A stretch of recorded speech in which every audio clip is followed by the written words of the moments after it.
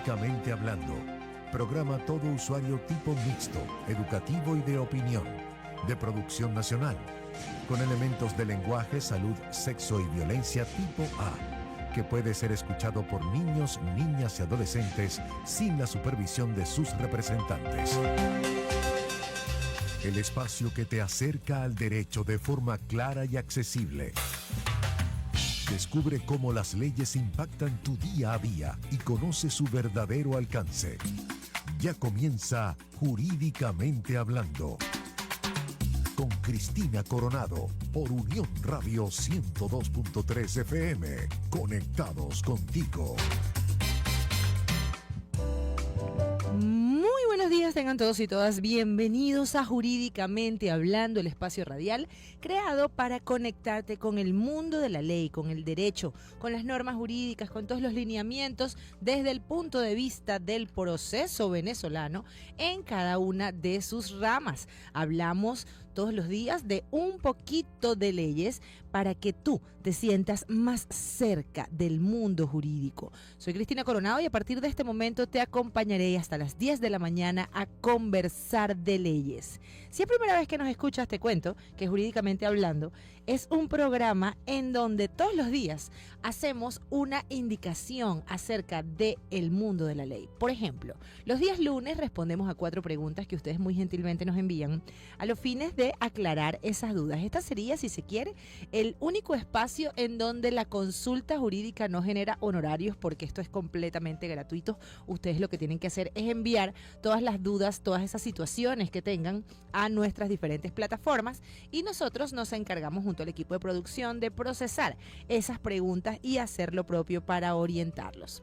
Los días martes vamos a hablar de derecho de familia, todos aquellos aspectos que tienen que ver con el mundo paterno-filial, con esas relaciones parentales, la manutención, los divorcios, los regímenes de visita, los permisos de viaje, lo que tiene que ver con colocaciones familiares y todos aquellos aspectos inherentes a la formación de esos seres tan maravillosos que la vida nos dio y que nos llaman mamá y papá. El día miércoles hablamos de derecho civil, derecho mercantil y tránsito, es decir, aquellas capacidades que tenemos todos los seres humanos de disponer de nuestra propiedad, de hacer negocios, de contratar personas, nuestra posición desde el punto de vista de empleadores o de empleados, los derechos que tenemos en este sentido y todas actividades negociales que de repente nos provoquen, ¿ok? Si eres un emprendedor y quieres montar una empresa, quieres saber cuáles son los lineamientos para establecer todo lo que son pymes, empresas, compañías anónimas o cualquier tipo de figura jurídica para trabajar en el comercio lícitamente, pues este es el espacio en donde te podemos orientar, al igual que tú que quieres disponer de tus bienes, estás pensando en irte del país, quieres vender tu apartamento, quieres vender tu carro, quieres dejar unas acciones a nombre de una persona, pues los miércoles es tu día porque te orientamos cómo hacerlo. Estás arrendando un local, pues también por aquí hacemos lo pertinente para que tengas el conocimiento y la orientación. Los días jueves, como hoy, reconozco mis días favoritos porque son los días en los que hablamos de derecho penal, criminología, criminalística, todas aquellas cosas que tienen que ver con el mundo del derecho. Y los días viernes no nos quedamos atrás porque hacemos un recuento acerca de todo lo que ha ocurrido a nivel nacional e internacional, jurídicamente hablando. Todo esto ocurre porque tras de mí hay un equipo que lo hace posible.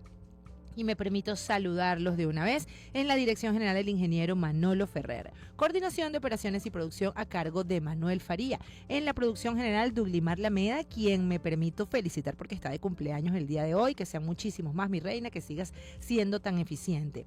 Edición y montaje a cargo de Wanderley Arrieche. Controles técnicos en las manos de Igor Flores y en la asistencia de producción, Oriana Bocaranda. Esta servidora, Cristina Coronado, abogado inscrita en el IMPRE con el 119.625, locutora comercial Universidad Central de Venezuela, te da la bienvenida porque Jurídicamente Hablando comienza así. Usted es inocente hasta que se demuestre lo contrario. Jurídicamente Hablando. Si quieres conectarte con nosotros a través de nuestra plataforma de streaming, lo puedes hacer por el www.mundour.com. Puedes entrar y disfrutar en YouTube de nuestra programación en vivo a través de Mundo UR Regiones, o lo puedes hacer en diferido si no te dio tiempo a esta hora de la mañana. Pues no te preocupes, porque en la tarde puedes ver este programa, al igual que el resto de programación de nuestra radio. ¿Deseas conectarte a través de Instagram? Pues tenemos dos plataformas, @Unión Radio 102 y @Soy Cristina Coronado, desde donde hago un live todos los días. Ya voy a saludar a las personas que se están conectando. Si quieres llamar por teléfono, puedes hacerlo a través del 0251-254-9583, dar tu opinión, hacer una pregunta, hacer un saludo. Y de esta manera entonces nosotros vamos a estar conectados contigo, como es nuestro eslogan acá en 102.3 FM. Vamos a saludar de una vez a las personas que se están conectando. Por acá Yumira Castillo se unió, Maxi Pieto desde Buenos Aires, José Silvio Arocha también, y José Eldeco Infante, Olis, a todos, qué bueno verlos aquí. Bienvenidos a Jurídicamente Hablando. El día de hoy, jueves de Derecho Penal, vamos a hablar de victimología, de víctimas. Todo lo que tiene que ver con el análisis de lo que es una víctima. Y fíjense que una de las cosas que yo siempre reflexiono y comparto con mis alumnos de criminología y con cualquier profesional del derecho que le interese esta área, es el hecho de que de todos los intervinientes de un proceso penal, la víctima es la única que no quiere estar ahí. ¿Y cómo es esto? Bueno, evidentemente, el fiscal estudió para esto, se preparó para ser fiscal, concursó para hacerlo, igualmente el juez, el defensor también, sea un defensor público, un defensor privado, el alguacil, la secretaria, hasta el imputado decidió estar allí porque cometió ese delito. Pero la única persona que no pidió ser parte de todo esto es la víctima. Es esa persona la que no quiere estar en esa fiesta, por llamarlo de alguna manera, y por esto es el invitado que se encuentra negado a participar de todo esto, pero que lamentablemente tiene que estar allí porque se convierte en el protagonista de toda la situación jurídico-penal. Por ello es tan importante conocer cuáles son los tipos de víctimas, cuáles son los derechos que tienen las víctimas en el Estado venezolano, saber cuál es el tratamiento que hay que darle desde el punto de vista del derecho penal, del derecho procesal penal y todos aquellos aspectos éticos que tienen que ver justamente con el tratamiento de una víctima, ¿ok? Recordemos que desde el punto de vista de lo que se conoce como la victimología, podríamos decir que esto es una de las áreas del derecho penal y de la criminología mediante la cual se estudia todo lo que se relaciona con la víctima. Estudiar y clasificar incluso los tipos de víctimas es una de las cosas más importantes criminológicamente hablando. ¿Por qué? Porque vamos a darnos cuenta a lo largo del programa del día de hoy que no todas las víctimas son iguales, que no todos los individuos tienen las mismas capacidades para sobrellevar una situación traumática como lo es ser víctima de un delito, y no todas las personas se colocan en la misma posición en relación al acaecimiento de un hecho punible, ¿ok? En este sentido es importante que abramos la mente para darnos cuenta que en algún momento podemos haber estado en una posición de víctima sin querer o pudimos haber propiciado una circunstancia en la cual no sabíamos que estábamos exponiéndonos a tales situaciones. Por esto es necesario que empecemos entonces a dividir cada uno de estos tipos de víctimas y saber de qué van cada una de ellas. Comenzaremos citando los tipos de víctimas que en su oportunidad hiciera Antonio Beristain. Antonio Beristain y Piña fue un catedrático de Derecho Penal y entre sus nutridos logros se encuentra el de fundar y dirigir el Instituto Vasco de Criminología, así como formar parte del Consejo Directivo de la Sociedad Internacional de Criminología. Dentro de sus más de 50 publicaciones sobre esta ciencia y también sobre el derecho penal, se encuentra una especial aportación que ha hecho a lo que él denominó la clasificación de las víctimas en función de su grado de implicación o su grado de culpabilidad. Y cuando decimos una víctima culpable, empezamos entonces a tener dolores de cabeza porque siempre consideramos que la víctima es inocente y de allí justamente la palabra, ¿no? La víctima es la persona que padece la acción antijurídica y la persona que sufre, en este caso, el daño en ese bien jurídico protegido. Yo puedo ser propietaria de un vehículo, me hurtan el vehículo y evidentemente, aunque la acción fue dirigida a la apropiación de este vehículo, el daño está hecho hacia mí, hacia mis bienes, y el bien jurídico protegido en este caso será la propiedad. Igualmente ocurre si he padecido alguna lesión personal. En este sentido, pues sabemos que el bien jurídico protegido será la integridad, será la vida. Y se interpreta entonces que todas las víctimas son ese sujeto pasivo y esa persona que, si se quiere, es el débil jurídico de la relación. Sin embargo, según Beristain, existen algún tipo de víctimas que pueden cambiar un poco el conocimiento o la situación según se interprete. Beristain fue muy polémico porque paradójicamente, al hablar de víctimas, de lo que se consideran como víctimas culpables, existen unas situaciones en las que él las enmarca, ¿no? Y las vamos a ir analizando. En primer lugar, él define algo que se denominó la víctima provocadora. Y esto para él se trata de alguien que resulta víctima de un hecho debido a sus actos. Por ejemplo, un agresor que recibe un disparo al entrar a robar a una vivienda. Entonces fíjense que aquí la cosa cambia en el sentido de que estamos hablando de una persona que está vulnerando el derecho de propiedad de otro y otra persona que, en virtud de defender ese derecho de propiedad, se convierte en victimario. Entonces tenemos una dualidad. Yo estoy en mi casita durmiendo y de repente escucho un ruido y observo que hay una persona que se metió a mi casa, tengo un arma, imaginemos que tenemos permiso de porte de arma, no nos metamos tan al fondo, y vemos que esta persona está aquí también armada, constituyendo una amenaza para mí, para mi familia. En consecuencia, entonces, yo, que en ese momento estoy siendo víctima, decido buscar el arma de fuego que tengo y la uso para defenderme y le quito la vida a esta persona. Esa persona entonces pasó de ser un victimario a ser una víctima, y fue, desde la percepción de Beristain, una víctima provocadora. ¿Por qué? Porque debido a sus propios actos provocó justamente esa acción antijurídica.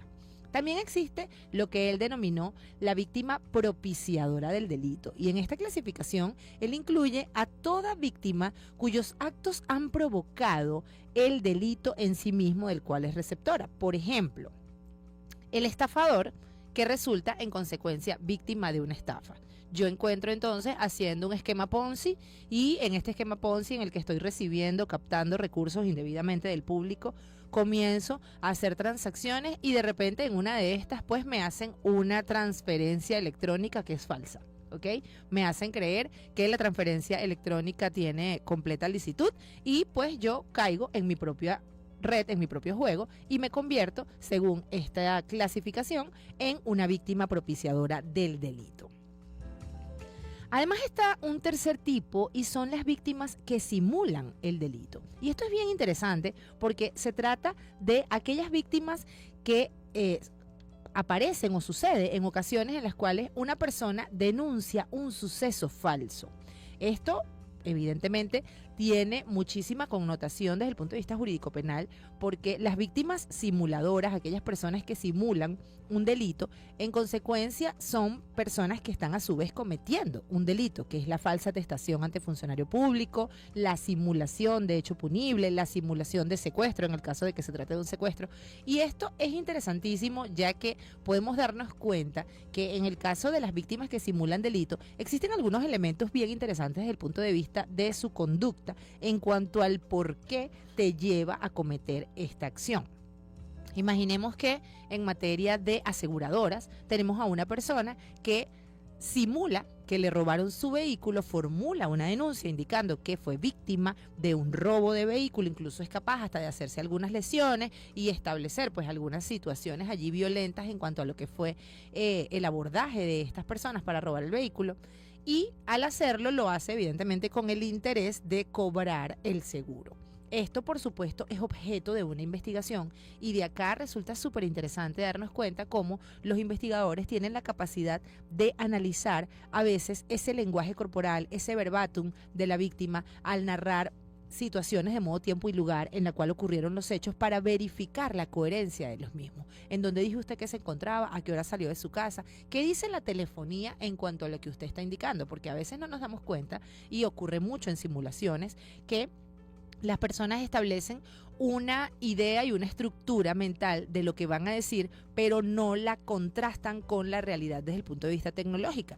Entonces, yo en mi afán de armarme una mentira correcta, una mentira perfecta, mejor dicho, agarro y empiezo a decir, bueno, voy a decir que a tal hora estuve en tal lugar y voy a decir que saliendo de ahí me pasó esto y me agarraron de esta manera y tal, pero olvidé un detallazo que es establecer las celdas telefónicas que tengan coincidencias con eso. Es decir, si yo digo que estuve a las 8 de la mañana en el centro comercial El Parral, mi teléfono debería estar conmigo, como siempre lo está, y la celda telefónica, ¿ok? Todas esas trazas que se emiten allí desde lo que es el uso de este dispositivo deberían coincidir geográficamente con ese lugar. Entonces, con el tema de las víctimas simuladoras o la víctima que simula el delito, hay ciertos elementos bien interesantes a los efectos de demostrar que está cometiendo esta ilicitud en cuanto al cambio de la realidad, a los efectos de poder indicar su responsabilidad penal. El derecho a la defensa es inviolable, jurídicamente hablando. También tenemos una clasificación que está haciendo el mismo Beristain y que se refiere a una especie de culpabilidad parcial en las víctimas. Fíjense que él dice que las víctimas parcialmente culpables son aquellas personas que contribuyen a recibir el hecho que las victimiza. Existen, no obstante, ciertos grados descritos de menor a mayor implicación. Vamos a ver.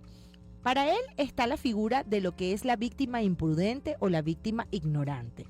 Y estos tipos de víctimas son aquellas que provocan el suceso de forma inconsciente. Son en general personas que de pronto sufren sobredosis o se someten a intervenciones en condiciones insalubres que derivan en complicaciones o la muerte. Imaginemos el caso de la víctima que le es dosificada algún tipo de sustancia para poder acceder a su permiso, a su comportamiento, en este caso que no fuere, que no impida la comisión del delito. Tendríamos así una víctima que fue de pronto imprudente o ignorante, recibir un trago de una persona, verificar, tocar cosas que vengo y te quiero vender esto, mira, tócalo, huélelo. Entonces de repente el mismo efecto sorpresa te cae por imprudencia y te convierte en este tipo de víctimas. Pero también está esa persona que acude con la intención de hacerse algún tratamiento, y lo hemos visto mucho acá en nuestro país, tratamientos quirúrgicos, tratamientos estéticos en lugares que no tienen las condiciones de salubridad o en lugares que no están destinados para ello, ¿ok? Odontólogos a esquina de la calle, en donde estamos viendo cambios de brackets para personas que están utilizando ortodoncia, pero también vemos cosas mucho más graves como un tratamiento de endodoncia, un tratamiento de conducto, situaciones en donde tú observas que desde el punto de vista salubre, eso no tiene las condiciones mínimas, pero a voluntad tú decidiste estar allí porque, bueno, te dijeron que era más económico o porque viste que a fulanito le quedó bien la cosa y entonces no tuviste la precaución. Justamente por allí va el tema de la imprudencia. Además, está otra clasificación que son las víctimas con escasez de culpabilidad. Y fíjense qué particular. Esto se trata de aquellas personas que facilitan enormemente el delito. Por ejemplo, quienes facilitan sus datos bancarios a futuros estafadores. Cuando usted cae en la famosa estafa telefónica mediante la cual se le indica que, bueno, que se trata de un funcionario del banco y que estamos requiriendo una información para actualizar sus datos y le piden pues que usted suministre algunos de ellos y en consecuencia usted cae. Cuando también le estamos indicando que le enviaremos un código para que usted lo reenvíe a los fines de hacer una actualización de la página, a los fines de verificar o proteger sus datos, sin que usted constate que esto realmente viene de la entidad bancaria y usted sencillamente pues suministra esos datos a las personas. De esa manera lo estamos haciendo. Fíjense que yo reflexiono mucho acerca del hecho de cómo nuestra economía ha cambiado tanto en cuanto al establecer que ahora nosotros vamos a cualquier centro de venta de cualquier cosa y nosotros suministramos las claves de nuestras tarjetas, ¿ok? Esto es algo prácticamente cotidiano. Ahora con las nuevas tecnologías bancarias de contactless, en donde sencillamente pasas la tarjeta y allí está toda la información para verificar si el tipo de cuenta, el número de cédula, la clave. Entonces aquí tú estás haciendo un procedimiento que debe estar bastante protegido desde el punto de vista tecnológico, porque recordemos que hay algo que se llama el phishing, y el phishing no es más que procedimientos desde el punto de vista electrónico en donde, tal como lo dice la palabra, pescan todos tus datos a los fines de poder hacer transacciones futuras. Entonces, si la banca nacional no protege a cada uno de sus usuarios contra lo que es la automatización del contactless, por ejemplo, nos podría convertir en víctimas de este tipo. Además, está la víctima voluntaria. Y la víctima voluntaria, según la clasificación que estamos estudiando la mañana de hoy, es aquella persona que contribuye de forma consciente al hecho del que son receptoras. Por ejemplo, el clásico es el de un enfermo que pide ayuda para terminar de morir, es decir, la eutanasia, la asistencia o lo que se conoce como el suicidio asistido, ¿ok? La víctima voluntaria, entonces, es aquella que te pide que se ejecute la acción. Existe también en esta teoría lo que tiene que ver con la figura de la mujer maltratada, que desde el punto de vista emocional ya no encuentra la forma de salir de ese ciclo y se cree merecedora de este tipo de situaciones y provoca justamente una agresión porque entendió que en su dinámica, ¿ok? Desde el punto de vista victimológica, esa es la forma en la que su pareja le presta atención a través del maltrato. Y hay un elemento allí bastante negativo que debe ser tratado a nivel de terapia para evitar que esto evidentemente transcurra, ¿ok? Además de ello, les cuento que existe la víctima ideal. Esa víctima que es la que estaba en nuestro momento, en nuestra mente, antes de comenzar a hablar de estos otros tipos de víctimas. La víctima ideal es aquella víctima completamente inculpable, esa persona que no participa de ningún modo en los sucesos que acaban por afectarle. Ejemplos muy descriptivos serían de pronto una mujer que es víctima de abuso sexual, una persona que casualmente resulta herido en un disparo de balas, unas cosas, alguien que estuvo de pronto involucrado en un accidente de tránsito y venía manejando correctamente por su canal, no venía a exceso de velocidad y de repente pues ocurrió una desgracia de estas, ¿ok? Esta es la víctima que todos conocemos, la víctima que todos tenemos en la cabeza y la que creemos evidentemente que forma parte de nuestro sistema de justicia. Hasta acá nuestra primera media hora de programa, pero no se vayan porque al regreso tenemos muchísima más información desde el punto de vista victimológico en cuanto a este fenómeno tan interesante. Ya volvemos. Conocer tus derechos es tu mejor defensa. Infórmate en Jurídicamente Hablando, junto a Cristina Coronado, por Unión Radio 102.3 FM.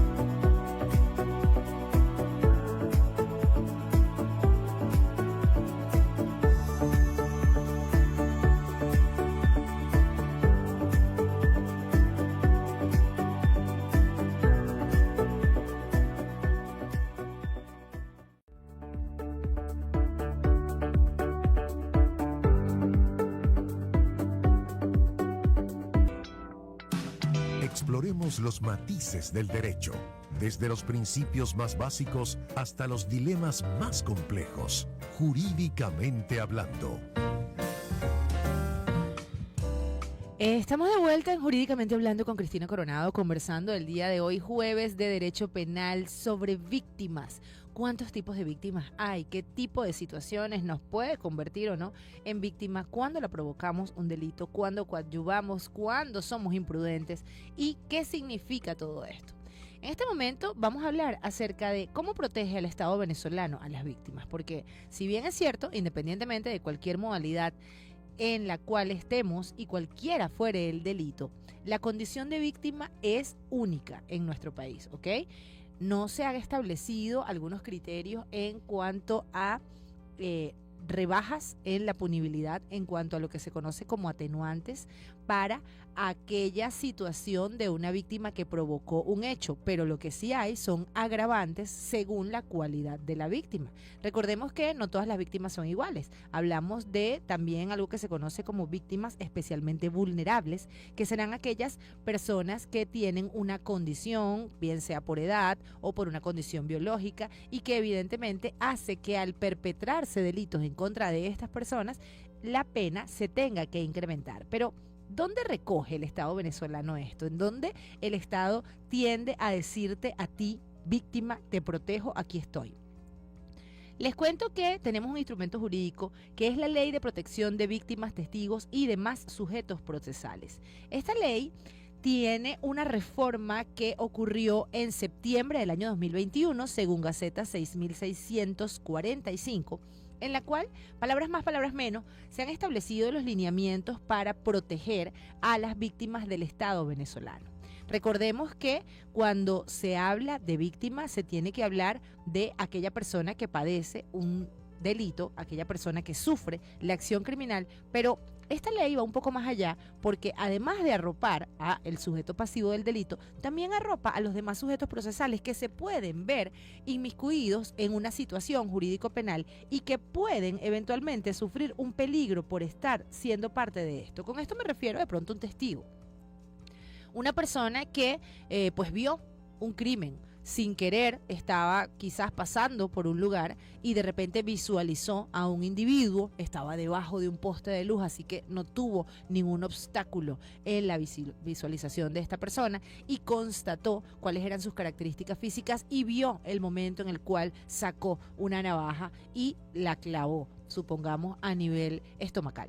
Entonces, esto le convierte, quiera o no, en un testigo y en un testigo clave porque es un testigo de los denominados testigos presenciales de primera mano, no es un testigo referencial, no fue que se lo contaron, él lo vio. ¿Qué pasa con este tipo de personas cuando forman parte entonces del sistema investigación penal? ¿Qué ocurre? ¿El Estado los protege o no los protege? Pues hay muchísimas personas que se privan de colaborar con una investigación penal por el temor a las represalias que puedan recibir. Y por esta razón surge esta ley con la intención de proteger a las víctimas, a esos testigos y a los sujetos procesales que también forman parte, ¿no?, de todo el sistema de justicia. Estamos hablando de expertos, estamos hablando de otros testigos que pudieran estar allí, testigos referenciales, técnicos y algo que tiene que ver justamente con el conocimiento y el estar involucrado en un delito, ¿ok? ¿Quiénes son competentes para conocer de esta ley? Evidentemente el Ministerio Público como titular de la acción penal en el Estado venezolano y los tribunales respectivos. ¿Y cuáles son las medidas? Las medidas que dicta justamente esta ley o que contempla esta ley para que sean dictadas desde el punto de vista práctico por las autoridades.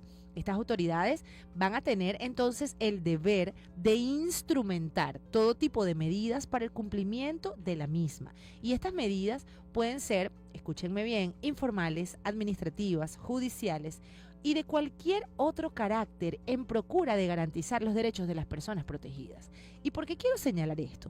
Esto es un lado positivo para que usted sea protegido. En consecuencia, vamos a darnos cuenta que todo aquello que desde el sentido común y la factibilidad de realización se pueda ejecutar para proteger a una víctima va a ser realizado conforme o de acuerdo a lo que establece esta ley. Contempla también la misma en su artículo 6 lo que es la denominación o categorización de las víctimas especialmente vulnerables, de las cuales venía hablando.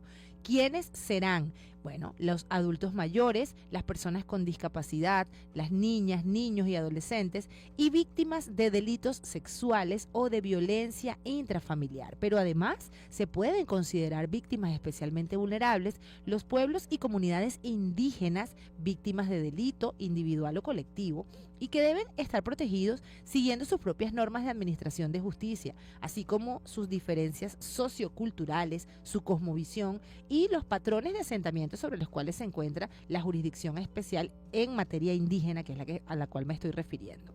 Por esta razón, entonces entendemos que la víctima podría ser cualquiera según su cualidad y según su condición y no puede establecerse una discriminación por cuestiones raciales, por cuestiones de culto o de ideología, ¿ok?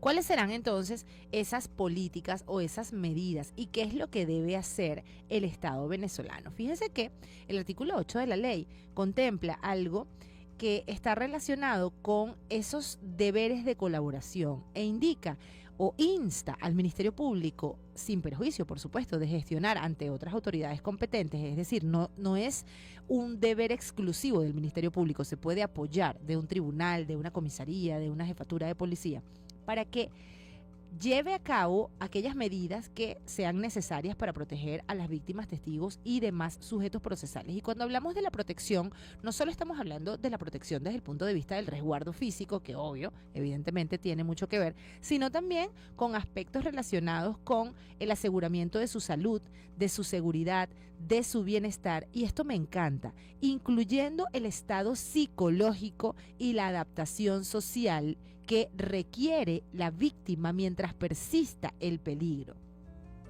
Acá forzosamente debo detenerme, porque si algo he criticado dentro del sistema procesal penal venezolano es el hecho de que la víctima es utilizada solo para adquirir una prueba. Por ejemplo, si yo soy víctima de una violencia psicológica, entonces a mí me ve un psicólogo forense para determinar que estoy afectada psicológicamente. Me hace mi informe, me hace mi valoración y ese informe es utilizado en la acusación fiscal para demostrar como medio de prueba que la víctima está afectada. Pero ¿qué ocurre con ese diagnóstico? ¿Qué pasa con esa víctima a la cual se le estableció un fuerte estrés postraumático, un estado de ansiedad, una depresión quizás?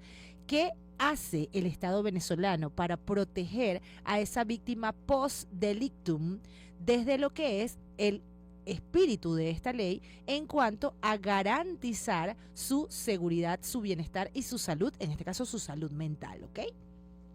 Esto es algo que debemos llevarnos como reflexión por aquello de que, si bien es cierto, son muy pocos los funcionarios y son muchísimos los expedientes, no es menos cierto el hecho de que la víctima no tiene culpa de eso.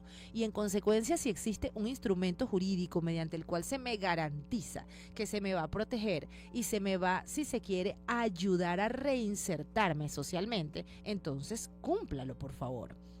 Cuando hablamos de una víctima, por ejemplo, de violencia sexual, que imaginemos se trata de una joven que está comenzando la universidad y de repente fue de fiesta con algunos amigos y estos muchachos suministraron algún tipo de sustancia allí desde el punto de vista toxicológico para que ella estuviese más accesible sexualmente, ¿ok?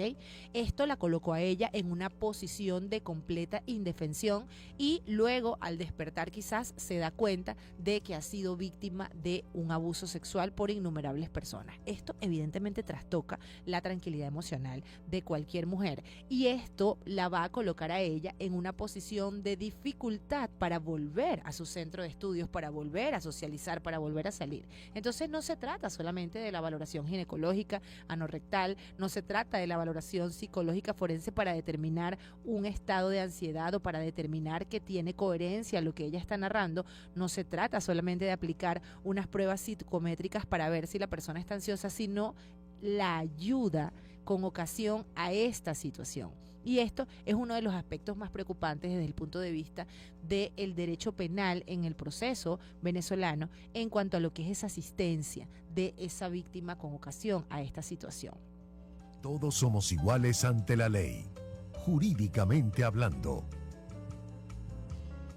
Fíjense que establece acá este artículo 8 que la colaboración significa lo siguiente. Imagínense ustedes, proveer la seguridad necesaria para la protección de la integridad física de la persona protegida y en su caso del grupo familiar conviviente. ¿Y por qué? Imaginemos que yo soy testigo de un juicio de narcotráfico en donde evidentemente pues voy a suministrar una información importante que puede dar con elementos de interés criminalístico que coadyuven a la captura no solo de el traficante menor, sino de el grande. Entonces, ¿qué ocurre? Aquí yo puedo empezar a recibir amenazas. Mis hijos, mis familiares pueden también verse amenazados sin ser ellos los testigos directos. Por esta razón, la colaboración se extiende al grupo familiar.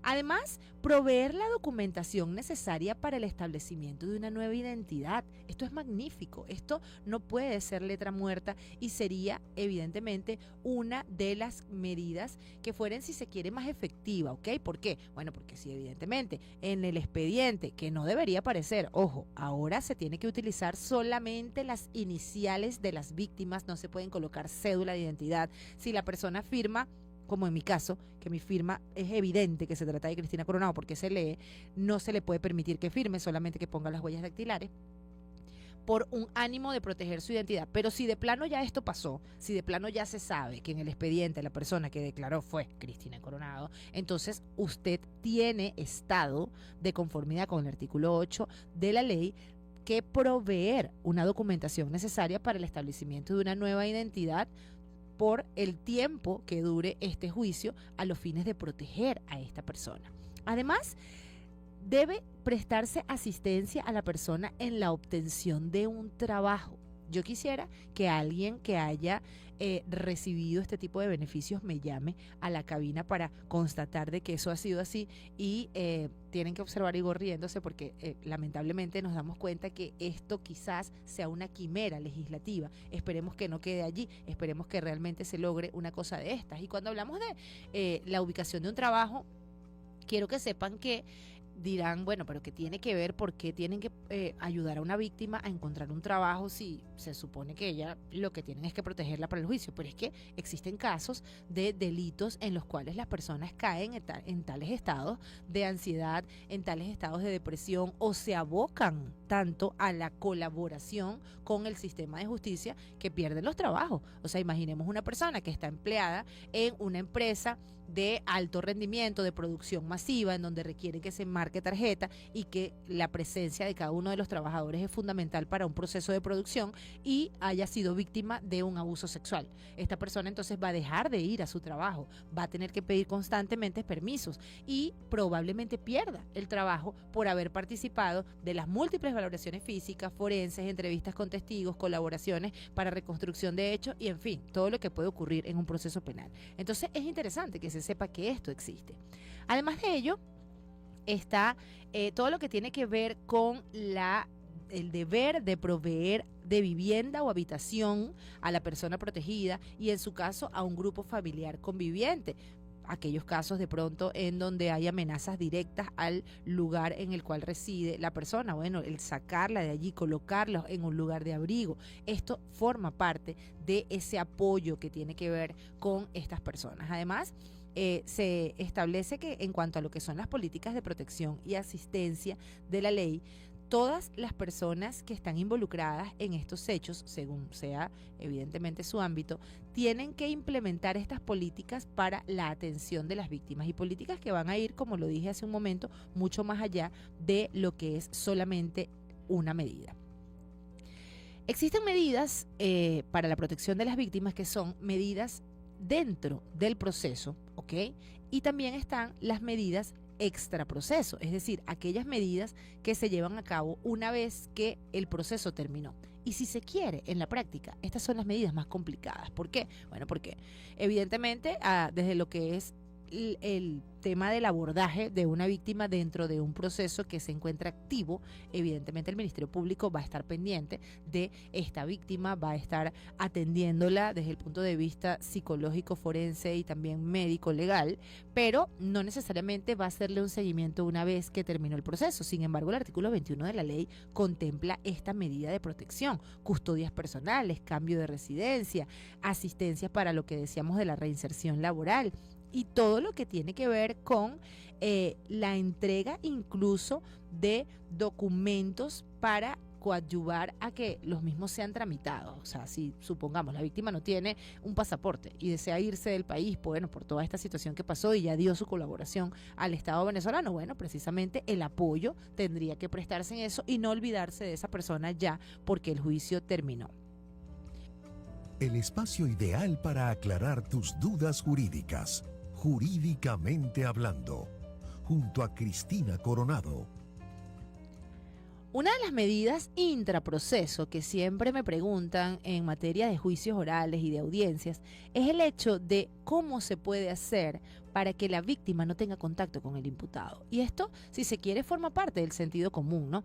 Aunque, si bien es cierto, desde el punto de vista de lo que es la práctica procesal, se requiere la presencia de la víctima al momento de la declaración, no es menos cierto que no es necesario exponer a la víctima a esa sensación de altísimo estrés de tener frente a sí, que generalmente es en una sala pequeñita, a esa persona que la agredió. Entonces, si ya la persona viene nerviosa por todo esto que está atravesando, imagínense también obligarla a ponerla enfrente de esta persona que seguro la va a mirar bien, bien feo por haber declarado en su contra. Entonces, por esto, debo decirles que una de las medidas intraproceso que son evidentemente viables y factibles es la de solicitar el desalojo de la sala del acusado al momento de la declaración de la víctima. De hecho, yo siempre lo hago. Algunos defensores se molestan, indican que bueno, él tiene derecho a escuchar lo que van a decir de él, pero para eso tiene un defensor, ¿ok? No se está solicitando que el defensor salga de la sala, se está solicitando que el acusado salga de la sala. Además, está todo lo que tiene que ver con las medidas de preservación de la identidad.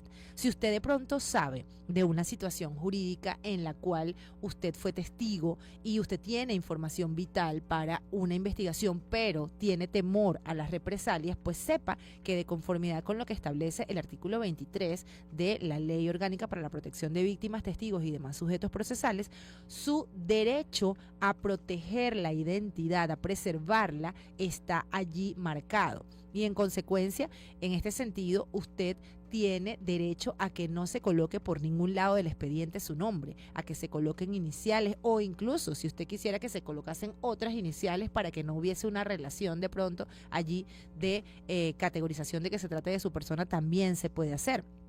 Siempre y cuando todas las circunstancias lo justifiquen, esto puede llevarse a cabo. Y es importantísimo que las personas sepan que esto es algo que está con la intención de proteger justamente a cada una de las víctimas a fin de que se respeten esos derechos que no deja de tener por su condición de víctima. Además, es importante que se sepa que con ocasión a esta reforma de la Ley de Protección de Víctimas, Testigos y demás sujetos procesales que ocurrió por allá en el año 2021, se estableció la figura de una unidad administradora de fondos para la protección y asistencia de víctimas, testigos y demás sujetos procesales. Esta unidad es una unidad con competencias específicas para la protección a personas allí enunciadas. Por ejemplo, si ustedes van al Ministerio Público, acá en el Estado Lara, en Barquisimeto, la sede que queda en la Avenida Lara, si ustedes van allá, ustedes van a encontrar una oficina que se llama Unidad de Atención a la Víctima. La Unidad de Atención a la Víctima es entonces este despacho que se está encargando específicamente de hacer lo necesario para la protección. Y yo quiero creer que estas unidades funcionan justamente en pro de que la víctima se encuentre completamente asistida. Esto implica justamente el hecho de que existe la figura de la unidad de la atención a la víctima en materia de derechos humanos. Y esto es importantísimo, ¿por qué? Porque según la creación de esta unidad, que fue una de las cosas nuevas de esta reforma, se estableció una garantía a la protección y a la asistencia integral de las víctimas directas o indirectas, que serán en este caso los familiares, ¿ok? Las indirectas. Y en aquellos casos de vulneración de derechos humanos y todo lo que tiene que ver con la progresividad de los derechos humanos. Sí, desde el punto de vista de una situación, yo como persona considero que soy víctima y han sido violados mis derechos humanos, pues tengo esta protección jurídica según la ley.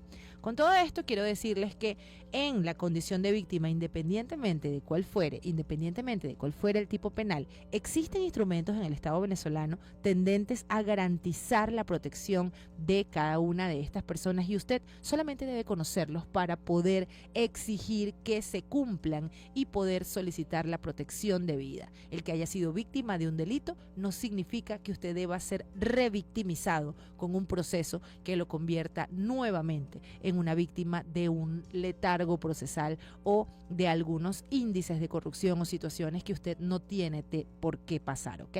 Esto ha sido todo por hoy. La invitación es para mañana, para que continúen acercándose al mundo del derecho conmigo en esta propuesta a la cual le han dicho sí, y el agradecimiento a todos ustedes por su sintonía y al equipo que hace posible que lleguemos hasta ti. En la dirección general el ingeniero Manolo Ferrer, coordinaciones de producción a cargo de Manuel Faría, producción general Douglimar Lameda, edición y montaje Wanderley Arrieche, controles técnicos Igor Flores y en la asistencia de producción Oriana Bocaranda. Yo soy Cristina Coronado y te deseo que tengas el mejor día posible. Hasta mañana.